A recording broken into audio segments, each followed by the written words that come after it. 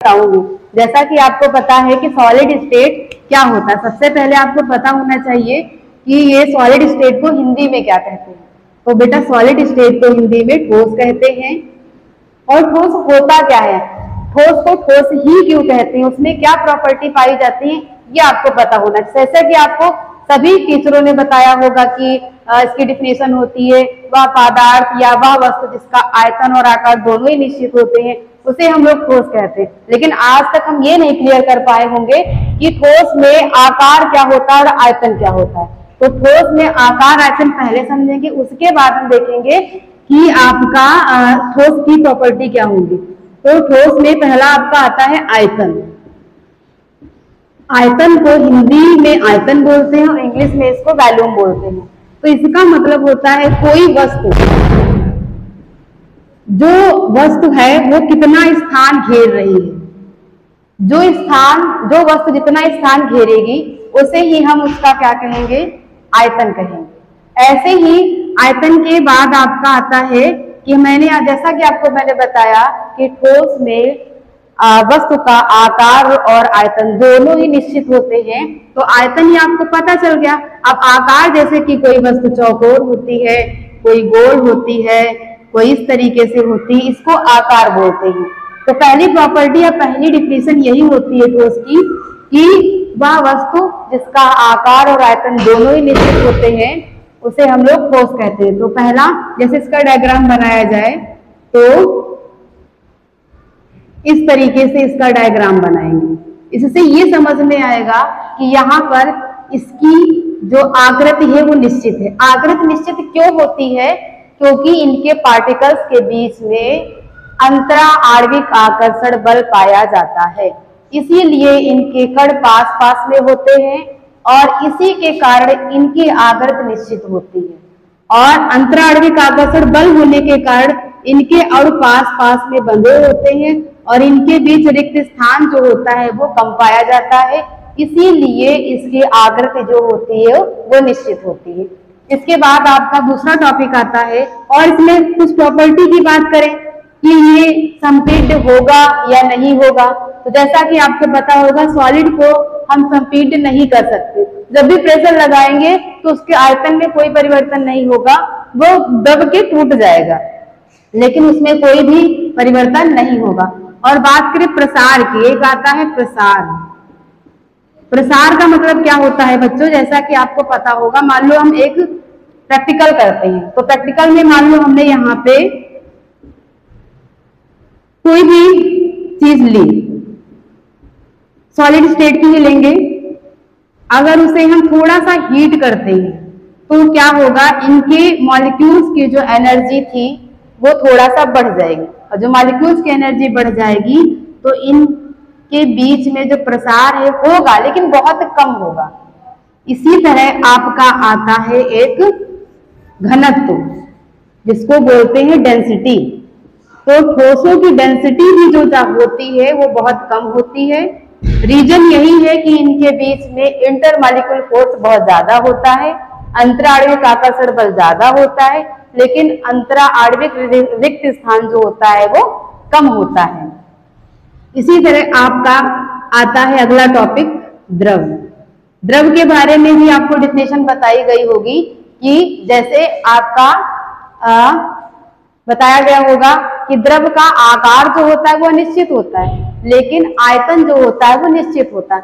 आयतन से वही समझ में आता है कि मान लो हमने 1 लीटर पानी लिया और उस पानी को अगर हम, जैसे कि ये बोतल है, ये इतना पानी, इस पानी को अगर हम किसी दूसरे पात्र में डालेंगे तो वो उसका आकार ले लेगा। इसी को बोलते हैं कि द्रव का जो आकार होता है वो अनिश्चित होता है, लेकिन इनका आयतन जो होता है वो निश्चित होता है।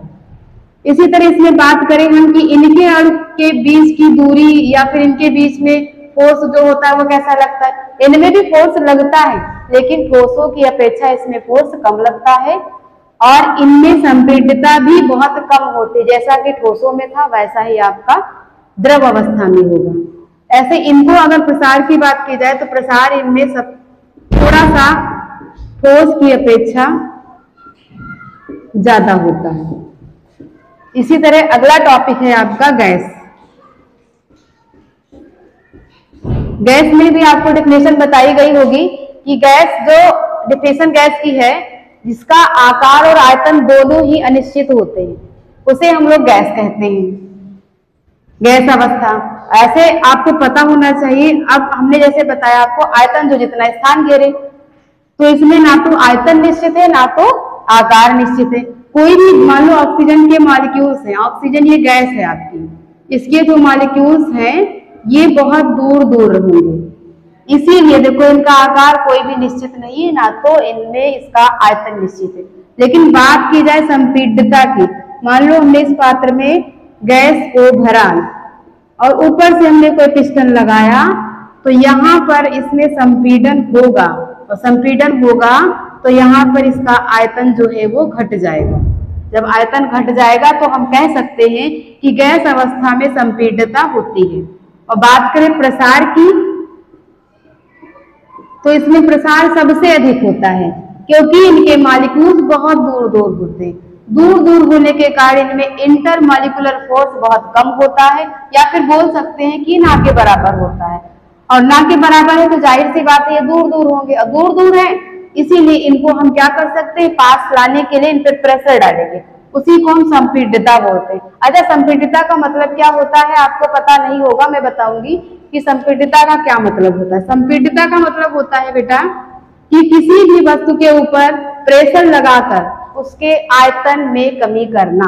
जैसा कि मैंने आपको अभी बताया था विद डायग्राम, ये कोई पात्र है, इसमें कोई भी गैस भरी हुई है और हमने ऊपर से पिस्टन लगाया, और पिस्टन लगाने के बाद क्या हुआ, इसके आयतन में कुछ कमी हुई, इसी को बोला जाता है संपीड्यता।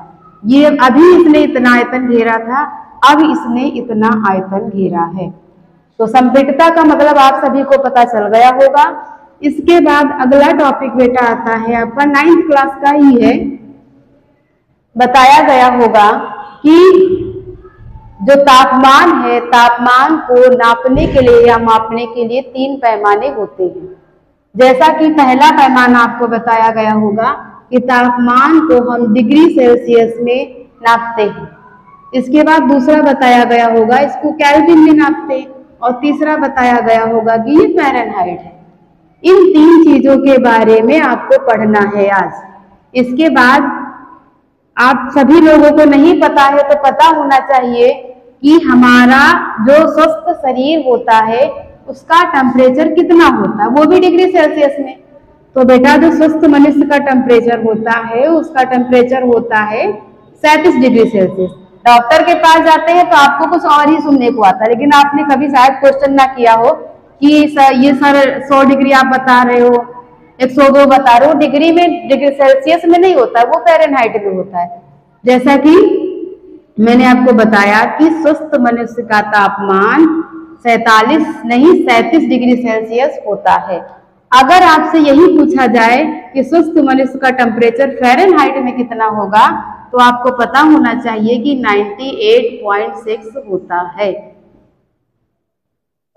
और अगर ये पूछा जाए कि इसको कन्वर्ट कैसे करते हैं फ़ारेनहाइट में, तो एक फार्मूला है। फार्मूला होता है F बराबर 9/5 इंटू डिग्री सेल्सियस प्लस 32। यहाँ पे जो ये वैल्यू दे रखी है 37, ये वैल्यू हम पुट कर देंगे इसकी जगह।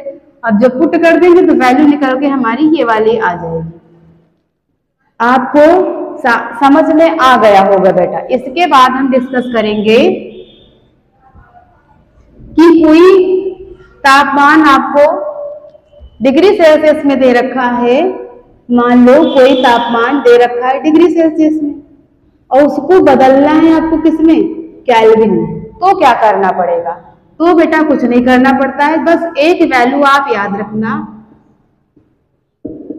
ये अगर केल्विन में कन्वर्ट करना है तो डिग्री सेल्सियस में ऐड कर दो ये, तो क्या करेंगे 20 प्लस 273.16। अब जब इसे आप ऐड करेंगे तो क्या आएगा वैल्यू निकल के 392.16। ये जो वैल्यू निकल के आएगी बेटा, ये आएगी आपकी केल्विन में। ऐसे ही आपको मान लो ये दे रखा है केल्विन में, और आपसे पूछा जाए कि डिग्री सेल्सियस में वैल्यू को बताइए।